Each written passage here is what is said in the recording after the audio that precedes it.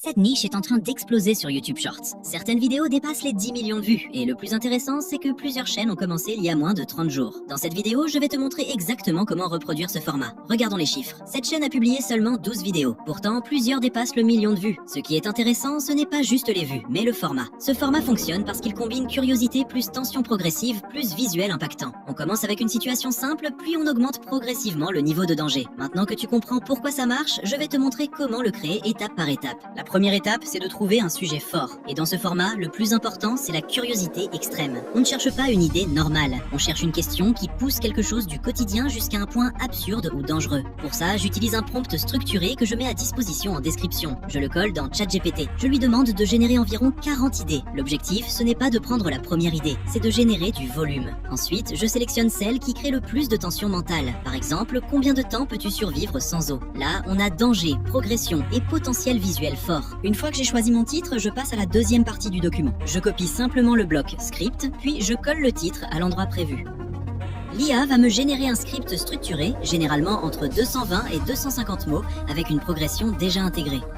Tu remarques quelque chose d'important ici. Le script est déjà divisé en étapes. Chaque étape correspond à une augmentation de l'intensité. C'est exactement ce qu'on veut pour ce format. Maintenant, je prends le script final. Je retourne dans le document, dans la troisième partie dédiée aux images et à l'animation. Et ici, c'est très simple. Je colle le script complet à la fin du prompt. À partir de là, l'IA va analyser chaque étape du script. Et pour chaque action importante, elle va générer un prompt image et un prompt vidéo court pour l'animation. Le principe clé ici, c'est une action égale une scène. Une fois que mon script est finalisé et que j'y ai ajouté ma touche personnelle, je passe à la génération de la voix off. Pour ça, j'utilise Eleven Labs, qui est un outil de synthèse vocale basé sur l'intelligence artificielle. C'est l'un des outils les plus utilisés actuellement pour créer des voix naturelles et immersives. Je me rends dans le studio, je crée un nouveau projet, puis je colle simplement mon script dans l'éditeur. Ensuite, je sélectionne la voix que je veux utiliser. Petite explication stratégique, le choix de la voix est important. Pour ce type de format, je privilégie une voix claire, légèrement dramatique, mais pas exagérée. On veut garder un ton immersif sans tomber dans le sensationnalisme. Une fois la voix sélectionnée, je clique simplement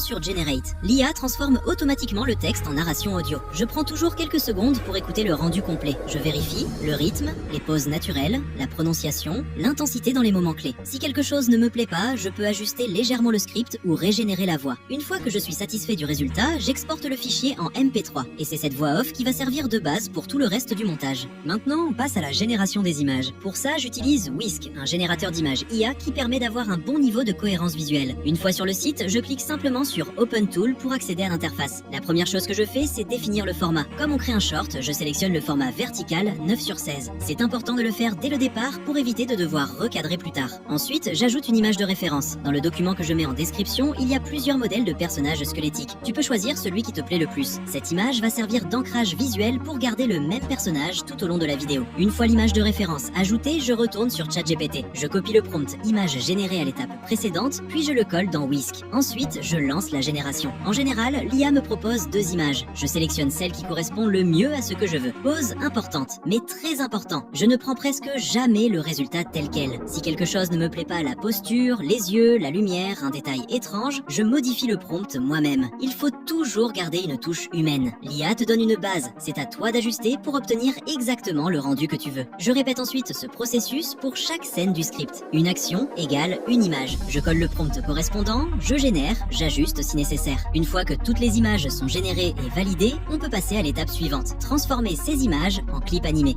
Pour ça, j'utilise Veo, le générateur vidéo IA de Google. Google Veo. Quand j'arrive sur la page d'accueil, je crée simplement un nouveau projet. Je sélectionne le modèle VO3 Fast qui permet de générer des clips rapidement. Ensuite, je choisis le format vertical 9/16 pour rester cohérent avec le Shorts. Ici, je clique sur l'option Image vers vidéo. L'outil me propose plusieurs configurations. Je sélectionne celle qui correspond à la génération à partir d'une image fixe. Maintenant, pour chaque scène, je fais la même chose. Je prends l'image générée précédemment, je l'importe dans Veo. Ensuite, je retourne sur ChatGPT. Je copie le prompt vidéo correspondant à cette scène et je le colle dans Veo. Puis je clique sur Generate. En quelques secondes, l'image devient un clip animé de 3 à 6 secondes. Je répète exactement le même processus pour chaque scène du script. Toujours la même logique. Une scène égale un clip. Ce qui rend ce workflow efficace, c'est qu'on ne construit rien manuellement. Le script génère les prompts. Les prompts génèrent les images. Les images génèrent les animations. Tout est structuré. Une fois que tous mes clips sont prêts, je passe au montage. Tu peux utiliser CapCut, Premiere ou n'importe quel logiciel de montage. Personnellement, j'utilise DaVinci Resolve. J'importe tous les clips dans la timeline. Ensuite, j'ajoute la voix off générée montré précédemment. Puis j'aligne chaque clip avec la partie correspondante du script. J'ajoute ensuite les sous-titres pour renforcer la rétention. Je garde un style simple, lisible, en accord avec le rythme de la narration. Une fois que tout est synchronisé, j'exporte la vidéo en format vertical. Si cette vidéo t'a aidé à comprendre le format, pense à t'abonner. Je vais continuer à analyser des tendances shorts et montrer exactement comment les recréer. Et si tu veux utiliser les prompts que j'ai montrés aujourd'hui, ils sont disponibles en description. Maintenant, pour que tu vois concrètement le résultat, voici la vidéo complète qu'on vient de créer. Combien de temps peux-tu survivre sans eau?